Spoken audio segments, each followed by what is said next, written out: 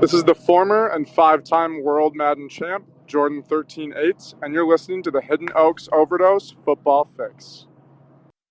Good morning. It is November 18th, 2023, 8 a.m. sharp.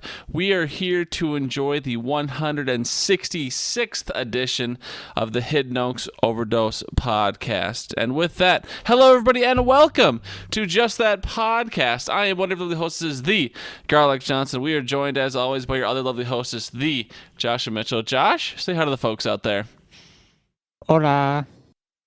We appreciate people who chat along in the Discord. We appreciate people that check out the segment start times down in the description below. And we most definitely appreciate at Levi Oki Illustration on Instagram for providing all the beautiful art that the people can see currently within Spotify or on YouTube or within our Discord or wherever else Carmel Bear might be lurking with his beautiful Hood Pod art. Josh, how we doing? I actually this believe morning? I saw some in the Sistine Chapel. In the Sistine Chapel? Wow. Good for Carl Bear. He's really up in his game. Was it a penis randomly hidden somewhere? Maybe covered in flowers? No, it was not. It was actually a very accurate depiction of Lightning McQueen, and it was covering the portrait that I forget the name of. Okay, well, without any sort of hint or any sort of guess, I couldn't really help. How are you doing this morning, Josh? I doing, Gar. It's a beautiful Saturday morning. A little nippy, but it's gonna warm up probably because weather's weird. It's also my anniversary with Nikita, so Whoa, got that going. You crazy kids have been married, what, 6 years now? Yeah, something around them. Is there any... It's the iron. Oh, I was literally just going to ask what kind of anniversary it was. It's the Iron University, our university anniversary. So what'd you get her? I got her new iron. What does that even mean? You know, to iron clothes. Oh, I see. I'm just kidding. I thought you just got meant her like a bar of iron. I got her an iron bunch ingot? of iron ore. Yeah, exactly. Got to smelt it herself. Mm-hmm. Playing a lot of I got Minecraft her and RuneScape. It was a hand forged iron rose. Ooh, that sounds bougie as hell. That sounds cool. It was not. It's pretty nice. It's a little heavy. I mean, it's iron. Yeah, she's made of fucking iron, dude. That's sweet. So do you give that to her later tonight then, or what'd you get from her? I gave that to her this morning, and then she got me a set of pens that are golf clubs, and there's a little golf ball, and it's like when you take it out of the case, you flip it over, you put the flag in, and you can golf while you write. So yeah, definitely going to be using that while working. Wow. I was just going to say, Nikita knows you do. That's going on your work desk and never leaving, right next to the Play-Doh and the Rubik's Cube and the... Well, see, we lost all of our offices, so I'm no longer able to have like the Play-Doh and stuff because we're all in cubicles. So if anybody walks by, they'd be able to see. So on Wednesdays, I'm at Anoka Tech and I have an office there.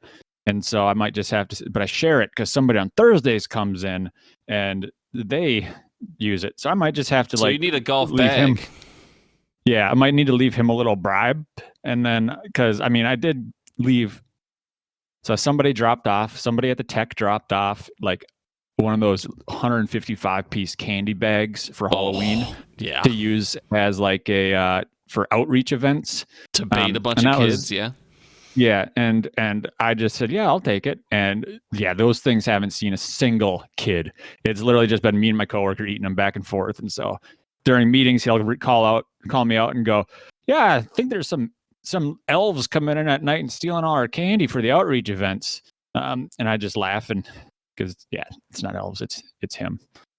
So I keep him bribed with candy, and maybe he'll let me leave my golf clubs at the office there. There you go. You guys you come to a nice little understanding then. Yep. Walters did ask in the chat, did you lose the golf ball already? No. Okay. How small is the golf ball? How likely are you to lose it rapidly? Well, it's the size of a pea. So I'm gonna guess it. I mean, but it is in a containment area. So like when I do hit or when I use the clubs, there's walls on all sides. So I'd have to really get a hold of one to get it out of the box and then lose it. And so I'm gonna guess it'll last about 6 minutes. All right. Well, we'll find out. We'll check back in on the golf clubs if I remember at any point later in the season. And Josh, never mention it again. Are we ready to get into the meat and potatoes of this lovely breakfast show, the start and sits? Yeah, I like meat and potatoes. All right, Josh. Let's get into it. How did we do last week, Mr. Start Sit Commissioner? Well, last week, Gar, you led the way with 2 out of 5. Sorry. Yep. And then I myself went second, 1 out of 5. And Walters went second as well with 1 out of 5. The difference was the better Gar, second? Yeah. The difference is, Gar, you were 9.6 positive, so you decent win. I was positive 1.9, and Walters was negative 1.25 loser. But yeah, so overall, you're 19 out of 45 with negative 29.4. I'm 12 out of 45. Yikes. With negative 49.85, and Walter's a 6 out of 20 with 26.25. So yeah, we are struggle busting, but we did change the format, so the scores are going to be a little bit different. I mean, they're not necessarily current because I haven't gone back to edit everything. Because in the first couple of weeks, if we picked different players, one of us was getting positive 8, and the other was getting negative 8. So that's kind of a 16-point swing. And so if I were to go back and even it out to where the low score is 0, and then the winner gets the positives, it'd probably be quite a bit different scores. But this week, Gar, we've got what I like to call the QBs of the future. Okay. Waiver wire. No. The future of waiver wire. Geno Smith at the Los Angeles Rams going up against Justin Fields coming off of the IR at Detroit. Well, he was not on the IR. Fun fact. Well, Justin Fields coming off of injury at Detroit. We are a highbrow podcast, Josh. I need you to report accurate things, okay? Okay. And then Matthew Stafford versus Seattle. Stafford. Oh, Josh. I mean, Geno, he's currently quarterback 19, so in most places he's probably not starting. We're getting to the end of the bye weeks. I don't know. Geno Smith's best week was last week. From a fantasy perspective, he put up 24 points. He'd only been in the 20s one other time this season. So if you want to go with recency bias, when he was playing the Commies last week, he had his best week. 31 completions for 369 yards and 2 touchdowns, and 1 rush for 13 yards as well. And Justin Fields, of course, he's been injured with that thumb injury for quite some time. The 2 games before that thumb injury were back in week 4 and week 5.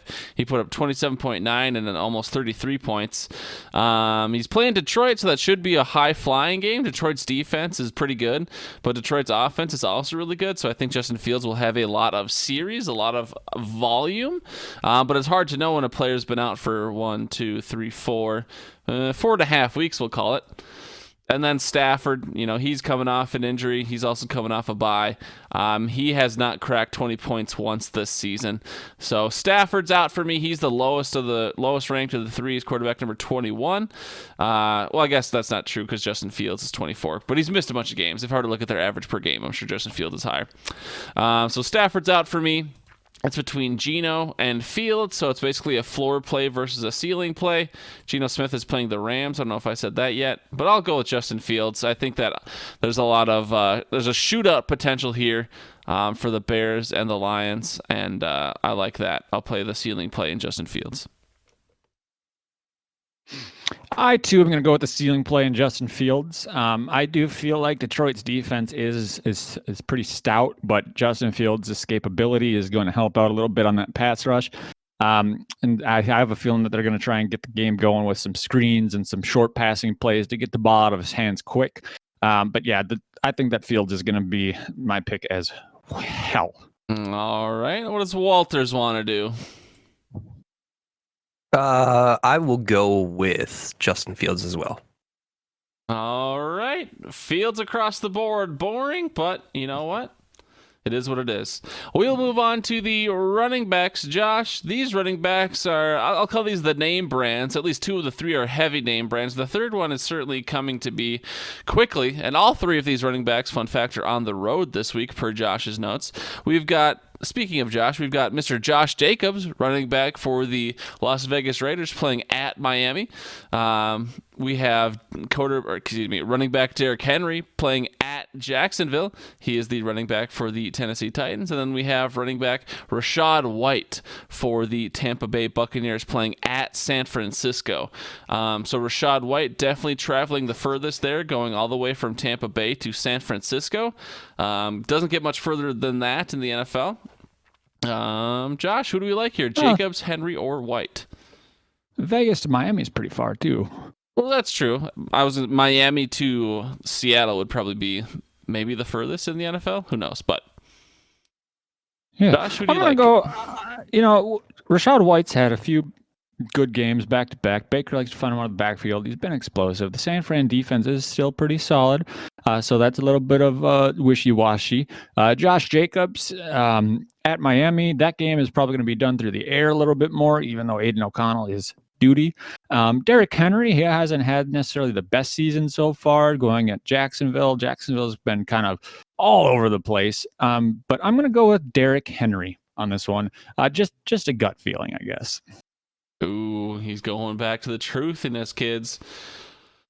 Yeah, this one's tough. I mean, at Miami, I don't think Josh Jacobs will have much production. He can catch really well, but Aiden O'Connell just kind of stinks. Derrick Henry, he's running back 12, so he's still. Oh, Nikita's listening live. Wow. Derrick Henry had a really bad week last week. And then, I don't know.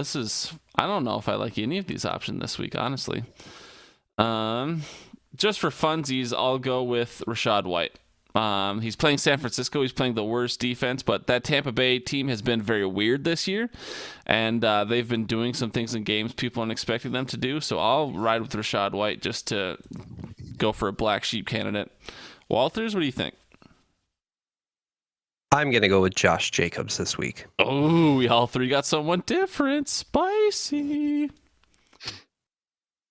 Coming up next, we have the pass catching outwiders. We've got Puka versus Seattle, Kirk, not Cousins, versus Tennessee, and then Matheson at Denver. Did you say Matheson? Yeah, because Addison, Boo. I mean, Puka Nacua should be okay. He's got Matthew Stafford coming back. He did struggle last week with Stafford didn't play their previous week, right? When they were playing Green Bay, or did Stafford play? Ripon. Well, they didn't. Ripon. Yeah. Brett Ripon, who has since been cut from the team. So Puka should be okay. He has had a couple bad performances with Stafford, but overall he's had a week to get healthy. They just had their bye. Jacksonville Jaguars stink, or Trevor Lawrence stinks. I'm not sure which is which. Christian Kirk almost always puts up double-digit performances. He's only had 2 single-digit performances this year, so he should be a pretty safe. I'd say Christian Kirk probably has the safest floor. Of course, I say that a lot, but and then I'm wrong, just like I said about Michael Thomas last week or 2 weeks ago, and then Michael Thomas put up a goose egg or 1 catch against the fucking Vikings. And Addison, since Josh Dobbs has been in town, he hasn't been as explosive. He has put up 2 single-digit performances, 7.7 and 8.9 half-point PPR. He's had 7 targets both games for 5 receptions and 4 receptions. Has not gotten the end zone yet with the Rocket Man, the Pastronaut, Josh Dobbs at the helm. Who's the best corner endeavor? Is it Patrick Surtain or something like that? Or am I getting my teams mixed up? Yep. Yeah, Patrick Surtain is fucking good. So assuming Addison's our primary, Justin Jefferson is officially questionable. I really doubt that we would rush Jefferson back. I imagine Jefferson won't come back until next week. So assuming Jefferson doesn't play, I'm out on Addison. I'm out on Kirk. I will play Puka Nacua. Josh? Christian Kirk for me. I feel like he's been pretty solid in the recent weeks. So yeah, I'm gonna go with Christian Kirk. All right, and Walters. Recency bias says to stay away from Puka Nakua, but with Matt Stafford back, I have to go with Puka Nakua. Oh, wow. You didn't even pick the Viking. Not even a good enough homer, dude. Jeez.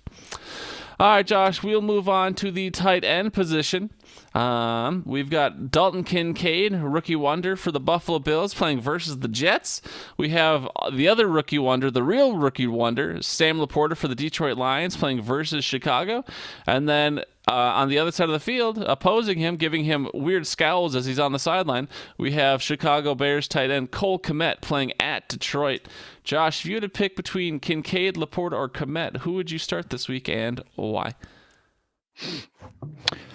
Well, I think that the Jets defense is very good, and Kincaid, he's pretty solid. They're probably going to move him around. They just fired their offensive coordinator. Josh Allen feels like it's his fault, so he may come out and try to. He either is going to come out and try to, save this new guy's Joe Barry's job before it starts, or he's going to come out and play with the saddies and do bad like always. So Kincaid's kind of a toss-up. Kmet's had some pretty solid weeks, but with the Detroit defense and all of that jazz, it's a kind of a toss. And with Fields coming back, it's a complete kind of, I don't know, because Kmet was targeted a lot with the Badgent. So I'm going to go with Laporta, mainly because anytime you get La in front of something, it's usually pretty good. Las Vegas, Los Angeles, So I'm just going to go with Laporta, Potty. Okay. Kincaid has certainly been good since Dawson Knox has gone out. He's put up double-digit performances. He'll probably should get you 10 points, you'd think, this week. I don't think the Jets defense would be particularly better against tight ends for any particular reason. So Laporta should be Kincaid should be a safe choice. Laporta has been lighting it up most of the year. His lowest, let's see here, he has double-digit targets 3 times this year already. He's never had less than 4 targets, which for a tight end is pretty darn good. Laporta also a very safe option. Kmet, I think, is the most boom or bust, but he is tight end 5 on the year. I know within rankings within the tight ends don't usually mean as much because there's generally a giant cliff between tight end 2, tight end 3, and then kind of the rest of the pack. But Cole Kmet is tight end 5 right now. He did get targeted heavy with Badgett, but he also has a couple high target games back when Fields was playing as well. I think I'll ride with Kmet. I'll stick with my ceiling play. I think along with Justin Fields, I think Kmet has a good chance to boom today. So obviously, tomorrow. I love Laporta. I've been talking about him all year. I've drafted Kincaid in Dynasty as well, but I will stick with Cole Kmet, Josh, for this specific fantasy week. Walters, who do you like in the tight end race this weekend? Kincaid, Laporta, or Kmet? I will take Dalton Kincaid. Ooh, another one where all 3 of us have picked someone different. All right, Josh, finally with your box here, and I do have a couple bonus start sets. We have the flex position. These players aren't nearly as sexy, but a couple of them maybe someday, and maybe one of them's on the downturn. We have wide receiver for the Kansas City Chiefs, Mr. Rashee Rice. We have, and maybe I should be reading this to you, sorry, or you should be reading this to me, but it's too late now. We have wide receiver for the Las Vegas Raiders, Mr. Jacoby Myers, and we have running back for the Pittsburgh Steelers, Mr. Jaylen Warren at Cleveland. Josh, since I stole your thunder, who do you like this week in the flex? Well, I think the Philly versus KC games are going to be a high-flying passing affair. Both teams Philly's had a little bit of a downturn as far as their pass defense goes this year. Rashee Rice is definitely not the top target, but he's earning some trust in the passing game. Jacoby Myers has had down weeks, or a few down weeks now there, but that game is going to be most likely going to be through the air because they'll be behind from the opening kickoff, essentially. And then Warren, he's been lighting it up. He was introduced as the starter last week, in case you didn't see that, although in Pittsburgh it doesn't necessarily matter. At Cleveland's defense has been very stout, but that's a division matchup, and division games are always wonky. Especially in the AFC North. Yeah, this is kind of a weird one. But you know what? I'm going to go with Jaylen Warren. Ooh, I think that's a spicy pick. I mean, everyone's pointing to Jaylen Warren had his best fantasy week last week with a 51% snap share. Najee Harris also had his best week last week. Shout out to the Packers for just propping up these Steelers running backs. Najee Harris also had a 51% snap share. So there must have been a couple plays where they're both on the field at the same time because they were dead even in snap share. And Jaylen Warren had one less carry than Najee Harris. They both got in the end zone, and their fantasy performance was difference by 0.9. Najee Harris had one more catch. Jaylen Warren had 20 more rushing yards. I mean, they were dead even as far as usage goes. So you can call Jaylen Warren the starter. He certainly had the highest snap percentage of the season for him. But it looks like they're going to be in a dead heat with each other unless they're going to wean Najee Harris out of the lineup, which I severely doubt. I do think that's a nice pick, though. At Cleveland, the toughest defense, that's tricky for me. I don't know. I could ramble a lot during this segment. I'll just say Rashee Rice. Walters, who do you like? Man, this is tough. I think I'm going to go with Jacoby Myers, just from a target standpoint. Yeah, I'm going to go with that. All right. Well, all right. I now have a couple questions for you boys because we didn't use up all our time just yet. So I guess it's more of a philosophical question than anything. But depending on what your playoff position is currently, some of us are feeling pretty good about our playoff position. You could be 9-1 at this point. You could be 8-2, 7-3, something like that. So I have a pretty good chance of making the playoffs with just 4 regular season weeks to go. Does that affect at all how you set your starting lineup, whether you're willing to play more risky plays versus more safe plays? Does your playoff position or your rankings at the moment heading towards the playoffs change how you set your lineup at all? No. Nope, not at all.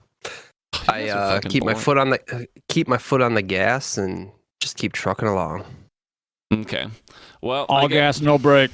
That was supposed to be a segue into my next question, because I feel like one of these is a higher ceiling play, one of them is a higher floor play. I've got David Montgomery and Raheem Mostert in one of my leagues. I feel like Raheem Mostert has the higher ceiling, but also with Achane coming back, it's hard to know exactly where Raheem Mostert will fit in or will not fit in against the Vegas Raiders. It should be a blowout, the Miami Dolphins over the Vegas Raiders.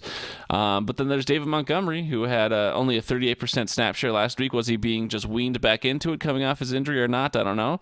I think David Montgomery probably has the safer floor. He'll probably get 10 fantasy points, and Raheem Mostert could either get me 20 or he could get me 5. So I guess, I don't know. What would you guys do in that scenario? Raheem Mostert or David Montgomery?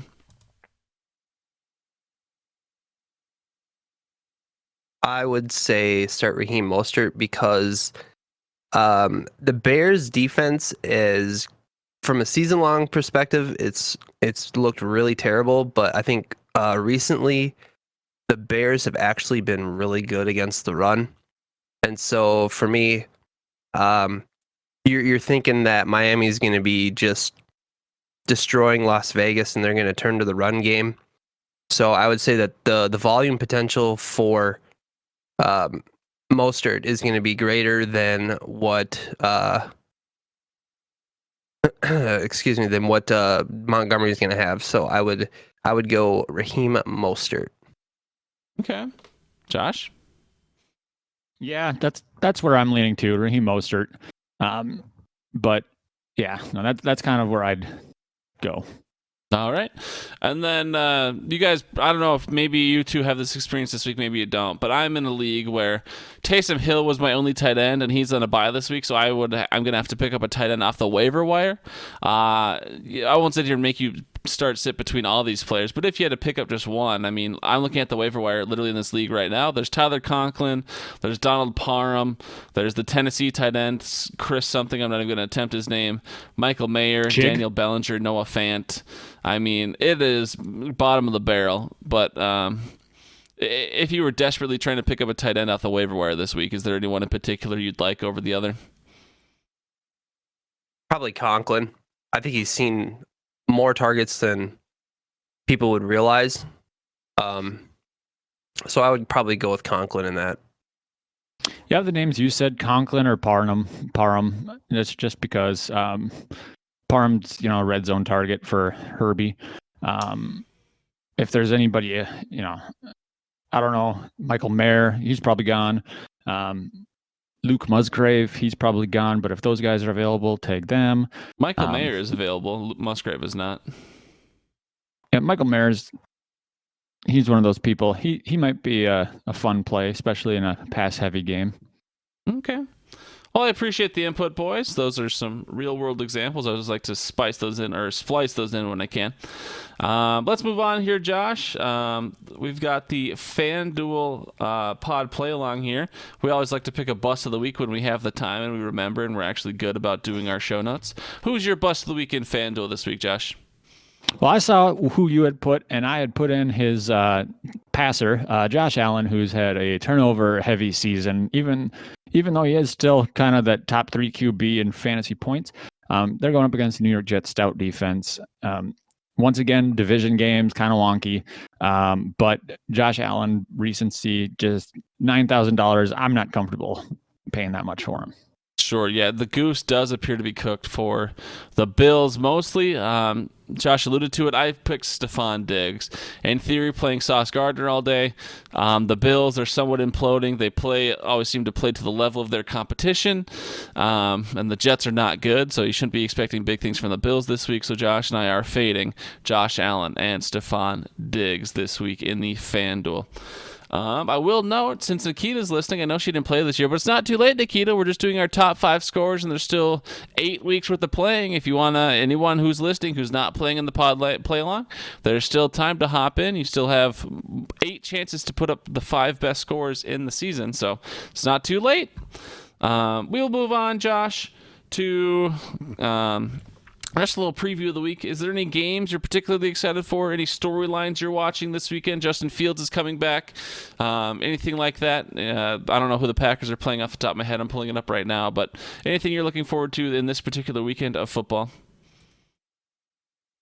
I guess I'm excited to see Devon Achane come back, see how he does. Obviously, he's one of my running backs in our league, and I'm kind of on that. I'm over the bubble in the playoffs, but my team has been very boom or bust in that league, so we will see if we can get some consistent running back play out of him. And yeah, that's really all. Okay. I know I'm excited for the Chicago-Detroit game. Again, I'm hoping that has shootout potential, and it's a noon game, and I'm guaranteed that's going to be at least one of the games probably on Fox for me on Sunday. So I want to see a shootout because that's just exciting. Because I know I love Red Zone, but sometimes I'm just too lazy to put it on. I'll just watch one game versus watching Red Zone. Maybe I'll put it on this weekend because it's usually I prefer to watch the Vikings game solo. But anyways, I'm excited for a shootout. Los Angeles Chargers and Green Bay. Josh, what do you think about that game? I think it has the possibility to be an absolute kind of a bounce back game for Green Bay Packers to get into the conversation of number 1 overall pick this year. Really? And so, yeah. Well, I think Alexander's out. Everybody's hurt on Green Bay, it seems. And so, yeah, it's going to be I think that Chargers are going to feast. The run game might be, they're good at stopping the run, but Eckler's solid, so don't necessarily, I don't know how that's going to go, but yeah, I don't see much happening for the old Packers this weekend, but we'll see. I've been surprised before. Oh no, a little doom and gloom out of Josh, but yeah, we'll see. Every year, was it any given Sunday? That's what they say. And I'm genuinely I thought for sure, looking at it 2 weeks ago and last week, I thought for sure the Minnesota Vikings and the Denver Broncos would get flexed at a Sunday night.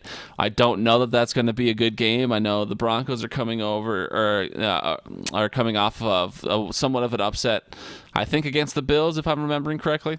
But I was just shocked that Minnesota and Denver is getting a Sunday night football game. I thought that was going to get flexed out for sure. But I'm excited to see what the Vikings can do in prime time. Let's see what the Pastronauts got. Before we leave here, Walters, is there anything you're particularly excited about this weekend? It could be a real NFL football game. It could be one of your fantasy performances. But since you behaved so well, you were so quiet during the podcast, unless you were called on, I'll give you a bit of a chance to talk about anything you want. So go ahead. I'm definitely not looking forward to my fantasy matchups. Do all your teams stink this year or what? Oh, all my teams stink. It's awful. What's your best record in any league? It's got to be the Victoria's Secret League. I believe I have 7 wins in that league, and we play against the median. So yeah. Actually, you know what? Do we play against the median in Champs Branch Out? Sure do. That might actually be my best league. So you would have 7 of a potential 20 wins in the Victoria's Secret League. It's not good. Oh no, Walters. Okay, well maybe this year's just not your. Maybe this is just your cocoon year, and then you will blossom into a beautiful fantasy butterfly next year. Yeah, watch out next year. Okay. But we appreciate Walters for talking along with us. We appreciate Josh, as always. Nikita for listening live. It's always a treat when we get Nikita to listen live. So shout out to her. She's probably our most quiet, loyal fan. We have Al and we have Walters, who can be very loud. Eric's and Mika, who have maybe taken more of a year off, especially Eric's. I mean, I'll call out. I haven't seen Eric's do almost any chatting this year, so I don't know if there's anything I could have done or something that kept him away, but he's been quiet in all the fantasy leagues. He's been quiet in the Discord. I tried to message him once. I guess I'll call it out live now. I don't know if anything's up with Eric's, but you've obviously been much more quieter than we're used to this year. So if there's anything going on, Eric's, we're just strangers on the internet, but we're happy to be a listening ear at least. Hope everything's all right with you, Mr. Latvia. But anyways, we will get out of here. All that was to say, Nikita's probably our best, most quiet fan because she listens every week, as far as I know, and she doesn't participate too much in the Discord, but she still listens because she's a loving wife, and we can tell that by her listenership and also by the amazing anniversary gift she gave to Josh. So we will get the hell out of here. It has been 31 minutes and 42 seconds since we've started to this point. Josh, do you want to say go Packers? Do you want to say anything else cool or funny? Or should we just play the song and leave? Go Packers. I'm happy I didn't get put on the IR for my fingy. And yeah. Well, that's right. We didn't even talk about that. Oh, well. Goodbye, everybody. Bye. Go Packers. Going to the melting pot tonight. Be jealous. Oh, dude, I'm peanut butter and jealous. The melting pot's so good. Have fun, kids.